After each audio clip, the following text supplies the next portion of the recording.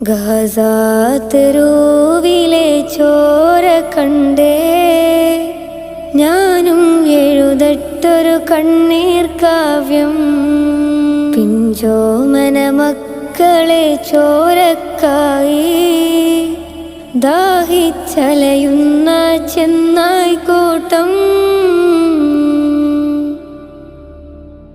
മരിച്ചത് ഞാനല്ല, നീയാണ് മുസ്ലിമേ. ഫാസിസ തടവറയിൽ അടിമയായി നിൽപ്പോ നീ.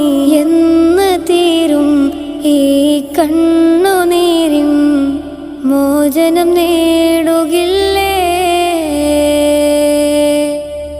ഫലസ്തീൻ ചിരിയെന്നത് കാണാക്കിനാവല്ല,